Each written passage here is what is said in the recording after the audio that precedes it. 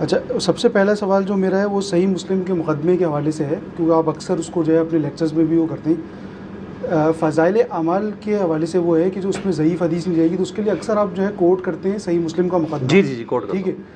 اچھا، اس میں میرا سوال یہ ہے کہ جب ہم حدیثوں کے حوالے سے بات کر رہے ہوتے ہیں تو یہ ہوتا ہے کہ ہم یہ دیکھتے ہیں کہ جی ضعیف اور یہ جو ڈکلیئر ہوئی ہیں جمہور کی کیا رائے ہے، تو اس میں آپ جو ہے صرف صحیح مسلم کا مقدمے دکھاتے ہیں، امام مسلم کا ایک بیسیکلی رائے دکھاتے ہیں کہ جی فضائل اعمال کی میں جو ہے ضعیف حدیثیں بھی مل جائیں گی، اور محدثین کی اس بارے میں کیا رائے ہے کہ اعمال کے لیے اگر ہے ان کی بھی یہی رائے تو کون سے محدثین ان کی کون سی ٹھیک ہے، کتابوں میں میں سمجھ لکھے گیا ہیں؟ آپ کا سوال۔ مسئلہ یہ میرے بھائی کہ یہ حقیقت ہے کہ باقی محدثین میں ایسے لوگ موجود ہیں جو ضعیف روایتوں کو فضائل اعمال میں لے لیتے ہیں، لیکن وہ محدثین وہ ہیں کہ جو ان ضعیف روایتوں سے عقیدے نہیں گھڑنے کی اجازت دیتے۔ یہاں اگر فضائل اعمال تک انہوں نے لیا ہوتا تو ہم ان کو بینیفٹ آف ڈاؤٹ دے دیتے، انہوں نے اس سے عقیدے بنائے ہوئے ہیں اور ضعیف کے نام کے اوپر جھوٹی روایتوں کو لیا ہوا ہے۔ دو اقسام نہیں ہے صحیح اور ضعیف، ایک تیسری بھی ہے موضوع، وضع کی گئی گھڑی، اکثر گھڑی ہوئی روایتیں ہیں جو ان کو یہ ضعیف روایتیں کہہ رہے ہوتے ہیں۔ بسم اللہ الرحمن الرحیم۔ فضائل اعمال پر اعتراضات کا سلسلہ شروع تھا، تو بہت سارے اعتراضات نقل بھی کیے، اس کے جواب بھی دیے۔ آج ایک اور اعتراض آپ کے سامنے ذکر کرتا ہوں۔ بہت سارے لوگ اعتراض کرتے ہیں فضائل اعمال پر کہ فضائل اعمال کے اندر ضعیف احادیث ہیں، تو اس لیے فضائل اعمال ہو یا فضائل صدقات ہو، ان میں ضعیف روایات ہے، اس لیے ہم اس کو نہیں مانتے یا ہم اس کو نہیں لیتے۔ تو اس کا جواب یہ ہے کہ اس کتاب کا نام دیکھے تو آپ کو پتہ چل جائے گا۔ اس کتاب کا نام کیا ہے؟ فضائل اعمال یا فضائل صدقات، فضائل درود، فضائل ذکر، یہ فضائل ہے۔ اور فضائل کے اندر یہ جو روایات ہے کیا کہتے ہیں، ضعیف روایات فضائل کے اندر چل جاتے ہیں، اور وہ اس کے اندر معتبر ہے، اور یہ کوئی مسئلہ ہی نہیں ہے۔ بے شک ضعیف روایات تو، لیکن فضائل میں اس کا اعتبار ہے۔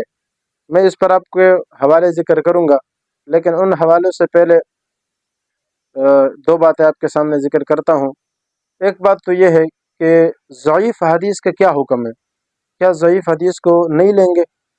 کہتے ہیں ضعیف حدیث جو ہے وہ تو آپ دیکھیں صحیح بخاری صحیح مسلم کے علاوہ، مثال کے طور پر یہ تو چلو صحیح ہے، صحیحین ان کو کہتے ہیں، اس کے علاوہ جتنے بھی احادیث کی کتابیں ہیں، چاہے ابو داود، نسائی، ابن ماجہ، ترمذی ہو یا نسائی ہو، یا اس کے علاوہ دیگر جو کتب ہیں ان ستہ سے ہٹ کر، ان روایات میں دیکھیں تو سارے کے سارے صحیح احادیث موجود نہیں ہیں۔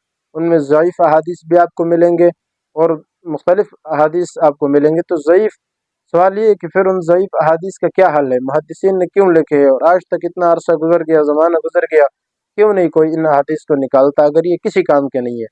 اس لیے یہ جو تصور بنا ہوا ہے کہ ضعیف حدیث وہ کسی کام کی نہیں ہوتی ہے، یہ بہت غلط ذہنیت ہے۔ احادیث کا بہت سارے درجات ہیں، مختلف درجات ہیں، محدثین نے لکھے ہیں۔ کم از کم جو ضعیف احادیث ہے ان کی حیثیت اگر آپ نے دیکھنی ہے تو مفتی تقی عثمانی صاحب حفظہ اللہ، انہوں نے جو کتاب لکھی تقلید کے حوالے سے، تقلید کی شرعی حیثیت، اس میں آخر میں آپ دیکھیں تقریباً انہوں نے 8 یا 9 اس طرح سے قسمیں ذکر کیے، اور اس کے ساتھ ساتھ حکم بھی انہوں نے ذکر کیا کہ کون سی حدیث جو ضعیف ہو وہ کس درجے کی حدیث ضعیف ہوتی ہے اور کون کون سی ہوتی ہے، اور ان کا کیا حکم ہے، کون سا لینا ہے، کون سا نہیں لینا، اور کس کو کب لینا ہے۔ یہ ساری تقسیمات تقریباً انہوں نے ذکر کی ہے، وہ آپ دیکھ لیں، آپ کو اس کا بھی پتہ چل جائے گا۔ لیکن ایک الزامی اعتراض، ایک الزامی جواب تو یہ بھی ہے کہ اگر فضائل اعمال میں ضعیف احادیث موجود ہیں، یہ تو دوسری کتابوں کے اندر بھی موجود ہے اور بڑی بڑی احادیث کی کتب میں بھی موجود ہے، تو پھر ان کا کیا کریں گے؟ یہ اگر آپ کہتے ہیں کہ ان سے نکال دیا جائے، تو سوال یہ ہے کہ ان کتابوں سے کیوں نہیں نکالے جاتے، اور آج تک لوگوں نے کیوں نہیں اس سے نکالے؟ تو اس لیے یہ پہلے اگر آپ اس کا جواب دیں گے تو ہم انشاءاللہ اس کا بھی جواب دے دیں گے، ایک بات۔ دوسری بات یہ ہے کہ جو احادیث ہے، ضعیف احادیث، جیسے فضائل اعمال کے اندر شیخ زکریا رحمہ اللہ نے لکھے ہیں، اگر کسی حدیث کے ساتھ یہ بات لکھ دی جائے کہ بھئی یہ حدیث ضعیف ہے، تو پھر کیا بھلا کسی کو اشکال ہو سکتا ہے؟ کوئی اشکال نہیں ہے۔ تو چنانچہ شیخ الحدیث مولانا زکریا رحمہ اللہ، ان کی بصیرت اور ان کی حکمت آپ دیکھیں، یعنی وہ اتنے انصاف پسند اور انصاف پرست انسان ہے کہ انہوں نے تمام احادیث جتنے بھی یعنی چند روایات یہ جو ضعیف آپ کو ملیں گے، یہ نہیں ہے کہ ضعیف حدیثیں نہیں ہیں، لیکن ضعیف احادیث فضائل کے اندر ہیں، میں اس کے حوالے آپ کو انشاءاللہ دوں گا۔ تو یہ جو فضائل کے حوالے سے انہوں نے ضعیف روایات لکھی ہے، یہ سارے نہیں ہیں، پوری کتاب ضعیف حدیث سے نہیں بھری ہے، بس بلکہ چند روایات ہے وہ انہوں نے وہاں ذکر کی ہے۔ اور حکمت اور بصیرت کی بات یہ ہے کہ ساتھ عربی میں کوئی بھی حدیث ضعیف ہوگی تو ساتھ انہوں نے عربی میں اس کا حکم بھی لکھ دیا ہے کہ یہ حدیث ضعیف ہے۔ ایک بات تو یہ، اس لیے اس پر بھی ذرا نظر ڈالیں۔ دوسری بات یہ کہ شیخ صاحب کی حکمت آپ دیکھیں کہ انہوں نے عربی میں اس کے ساتھ لکھا ہے کہ بھئی یہ حدیث ضعیف ہے۔ کیوں؟ اس لیے کہ جیسے کہتے ہیں نا کہ جس کا کام اسی کو ساجے انہی کو ساجے، یعنی جس کا کام ہو وہ وہی کرے تو اچھا لگتا ہے۔ تو شیخ الحدیث رحمہ اللہ نے وہی کام کیا ہے کہ جو کام علماء کے متعلق تھا وہ علماء کے حوالے کیا، اور جو کام عام لوگوں کے متعلق تھا وہ عام لوگوں کے حوالے کیا۔ یہ جو فضائل کے حوالے سے بات آتی ہے، یعنی فن حدیث کے حوالے سے کہ یہ حدیث صحیح ہے یا ضعیف ہے، اس کا عوام سے کوئی تعلق نہیں ہے، اور نہ وہ اس چیز کو سمجھ سکتے ہیں، اور نہ وہ اس چیز کی حقیقت کو معلوم کر سکتے ہیں، اس لیے عوام کو اس میں پڑھنا ہی نہیں چاہیے۔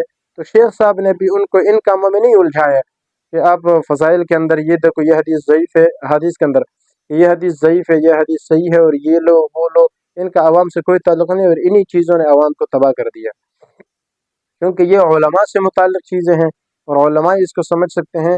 اس لیے شیخ صاحب نے حدیث کے ساتھ آخر میں اگر ضعیف حدیث ہے تو عربی میں پوری ترتیب ذکر کی ہے کہ یہ حدیث، یعنی پورا جواب ذکر کیا ہے کہ یہ حدیث ضعیف ہے اور اس وجہ سے ضعیف ہے۔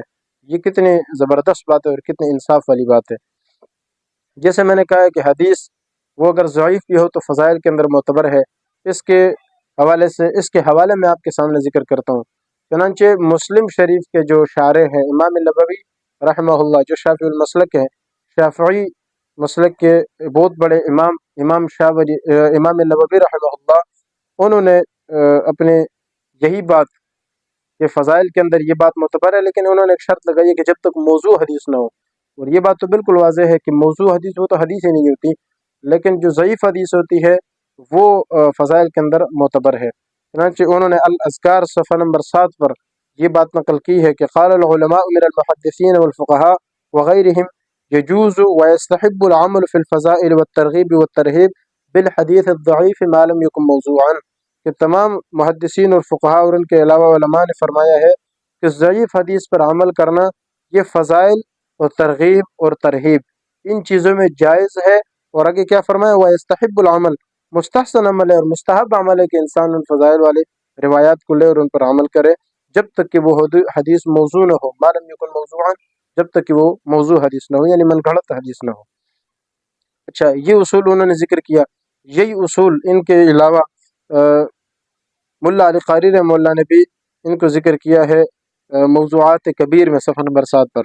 اسی طرح امام حاکم رحمہ اللہ نے بھی مستدرک حاکم جلد 1 صفحہ 490 میں ذکر کیا۔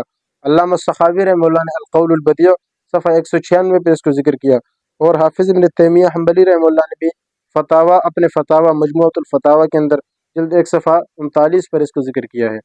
اس کے علاوہ بہت سارے غیر مقلدین علماء بھی ایسے ہیں جنہوں نے اسی بات کو ذکر کی ہے۔ چنانچہ شیخ الکل میاں نذیر حسین دہلوی رحمہ اللہ، انہوں نے بھی فتاوی نظریہ جلد 1 صفحہ 265 کے اندر یہ بات نقل کی ہے۔ نواب صدیق حسن خان صاحب نے دلیل الطالب علی المطالب میں صفحہ 999 پہ ذکر کیا۔ اچھا، مولانا ثناء اللہ مرتصری نے انہوں نے اخبار الحدیث اس میں ذکر کیا۔ حافظ محمد لکھنوی رحمہ اللہ نے احوال الآخر میں ذکر کیا، اور آخر میں مولانا عبداللہ روبڑی صاحب رحمہ اللہ، انہوں نے بھی فتاوی الحدیث جلد 2 صفحہ 473 پہ ذکر کیا۔ اچھا، اس لیے یہ بات چونکہ مسلمہ ہے کہ وہی فضائل کے اندر معتبر ہے، اس لیے شیخ صاحب پر کوئی اعتراض نہیں بنتا۔ آخری بات کر کے بات ختم کرتا ہوں۔ مصنف رحمہ اللہ نے جہاں حدیث کے ساتھ حوالے ذکر کیے ہیں کہ یہ حدیث ضعیف ہے، یعنی حکم ذکر کیا ہے، اس کے ساتھ ساتھ آپ اسی فضائل نماز آپ کھولیں اور بالکل آخر میں جائیں جہاں یہ رسالہ ختم ہوتا ہے، اس کے بعد علم الفضائل ذکر شروع ہوتا ہے، اس سے تھوڑا پہلے جہاں انہوں نے اختتامی کلمات ذکر کی عربی میں، اس عربی سے پہلے یہ ایک عبارت ہے، یہ آپ دیکھ بھی سکتے ہیں، یہ عبارت انہوں نے ذکر کی ہے کہ اخیر میں اس امر پر تنبیہ بھی ضروری ہے کہ حضرات محدثین رضی اللہ عنہم اجمعین کے نزدیک فضائل کی روایات میں توسع ہے، یعنی اس کے اندر وسعت بہت ہے، اور معمولی ضعف یہ قابل تسامح ہے۔